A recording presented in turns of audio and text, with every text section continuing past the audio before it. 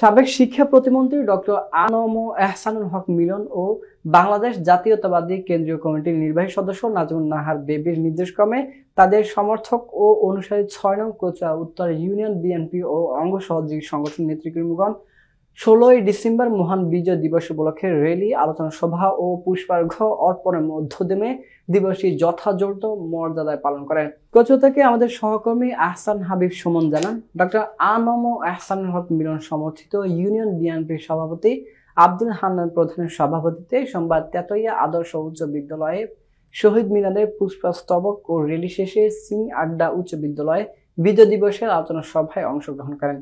এ সময় ইউনিয়ন বিএনপির সাধারণ সম্পাদক কালাম মজুমদার, উপজেলা যুব দলের যুগ্ম সাধারণ সম্পাদক মিজানুর রহমান পাঠান সহ সাধারণ সম্পাদক মোশাররফ হোসেন, ইউনিয়ন যুব দলের সভাপতি কাবজি আব্দুল হাই, সিনিয়র সহসভাপতি মোহাম্মদুল্লাহ, সাধারণ সম্পাদক ফারুক হোসেন, মেম্বার যুব দলের নেতা শরীফ কন্ট্রাক্টর, ইউনিয়ন ছাত্র দলের সভাপতি হাসানাত মজুমদার, সিনিয়র সহসভাপতি জুবাইর আহমদ, সাধারণ সম্পাদক ইয়াসিন আরাফাত শিফন, সাংগঠনিক সম্পাদক গাজী জাহিদ সহ সাধারণ সম্পাদক নোমান মজুমদার আরো অনেকে উপস্থিত ছিলেন।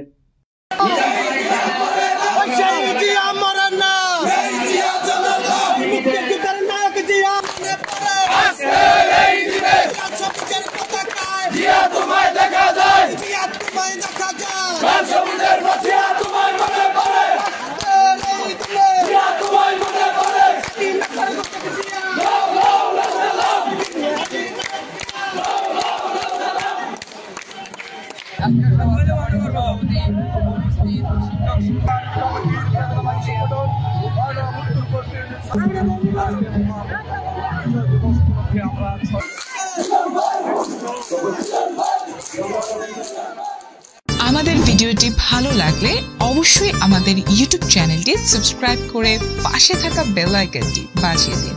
এছাড়া আমাদের ফেসবুক পেজে লাইক দিয়ে পাশে থাকুন। ভিজিট করুন আমাদের ওয়েবসাইট। ধন্যবাদ।